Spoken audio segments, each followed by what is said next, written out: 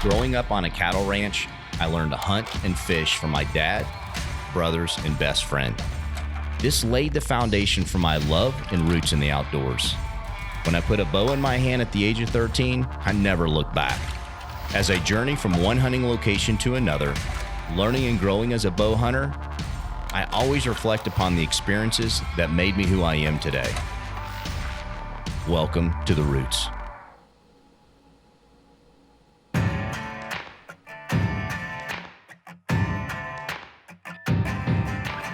Just made it to camp here in Idaho. I'm back with H&S Outfitters, and we got my man Chase Price guiding us again this year. And when it comes to hunting and calling bulls, Chase is one of the best there is. Last year we had an incredible hunt here. You know, it was a little cooler than it is right now, but we got on the bulls, and Chase got these bulls to respond.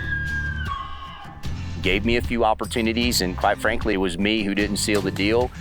I'm excited to be back here to give it a second shot, but I'm even more excited to be bringing my son Tyler to experience this hunt as well. You know, Tyler, for a young man, is a really good whitetail hunter, and he's shot a lot of deer, but he's recently wanted to come out west and chase these big elk with his bow. And the thing about Idaho is that it's beautiful, but it's brutal, and you're gonna have to earn every ounce of it. You're gonna be getting up at 4 every morning. You're gonna be riding a horse for 1 to 2 hours just to get to our spot. Then from there, you're gonna be walking 6 to 8 to 10 miles a day through some tough terrain just to get to the elk. And most young men, and frankly, most men, would check out, I promise you, by day 2. At the end of the day, when Tyler gets through this, whether he shoots a bull or not, he'll know that he can do it and that it's in him to get it done. And that's a life lesson that he'll always remember. Have you ever seen an elk before? I've never seen an elk before. Have you ever heard an elk before? I've never heard an elk before. I've been fortunate enough to kill a lot of whitetails and other animals with my bow, but knowing that I'm now hunting elk, it's gonna be a lot harder and different. It's a lot bigger animal. It's a lot more adrenaline, so I'm excited. All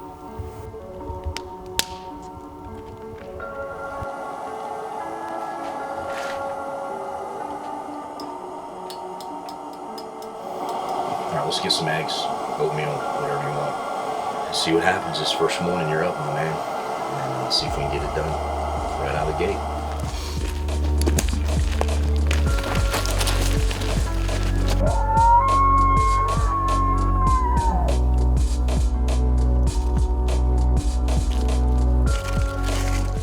I think this is better than sitting at my desk at home. Tyler, I bet you'd rather be in school right now. 3rd period.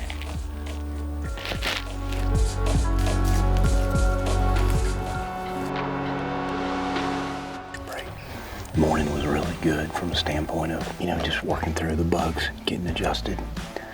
We got on one bull that was bedded, and he made a few grunts at us, but he wouldn't come to the decoy or any calls, so we pushed into his bedroom a little bit. And we had the wind right the whole time, but I think he just slipped out of here. So we're gonna refuel for a little bit, work our way back to camp, and then get a game plan for this afternoon. They're just not vocal this morning.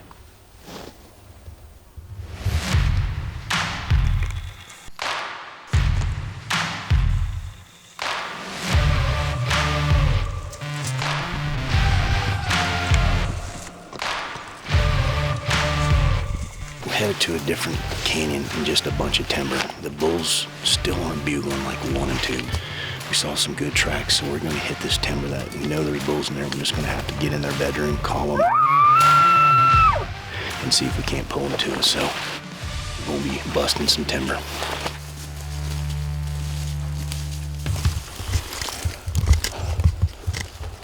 Gotta put the year too.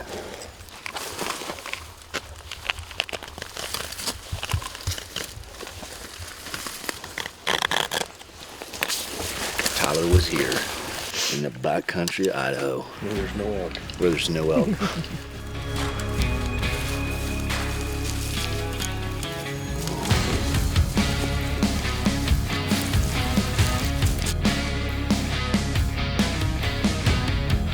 Man, I don't mind working. You know me.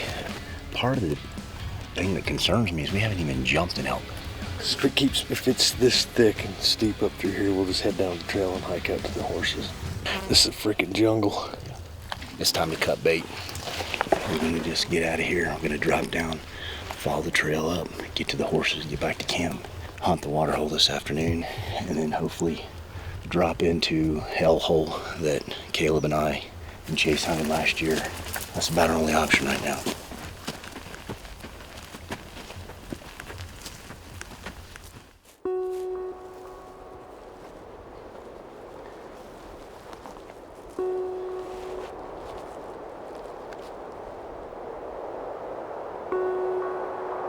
Hellhole. It worked last year when nothing else would.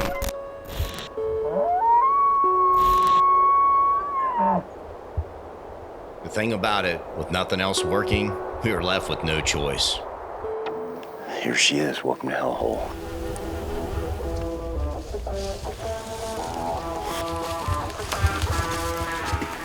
We're just doing some blind calling right now to see if one of these bulls will come down the trail before we just start stomping out through there. A bull just grunted up here above us in the timber, so we're gonna set up a little different now. There's a point where they make you work for it, and then there's a point where there's being flat out mean and ugly. It's like gotten to that point. I hear a lot more out in the vehicle when I'm sleeping than I do when I'm awake. I don't know what we gotta do different. I mean, this has been tough, and they're making us work for it. And I think a lot of it's due to how warm it is right now. But we're not giving up. The clock's ticking, but we still got time.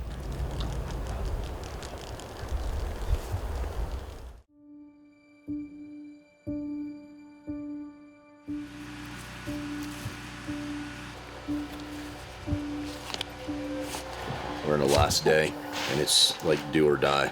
We're gonna go to same area, but a little bit different part of that bowl. Give it a shot this morning. Just give it everything we got and see if Tyler can't get an arrow in one of these Idaho bulls.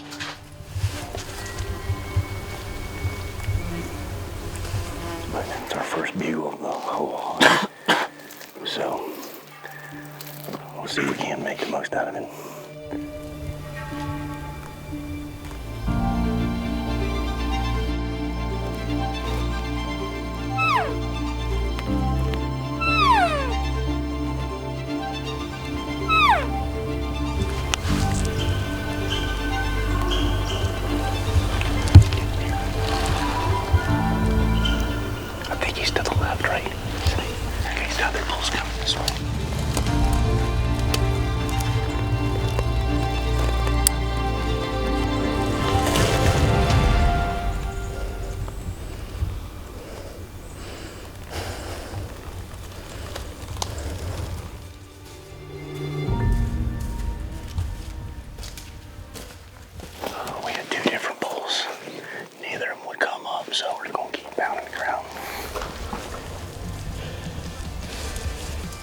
Thanks for keeping up and hanging in there. Sure. It was tough. You did real good.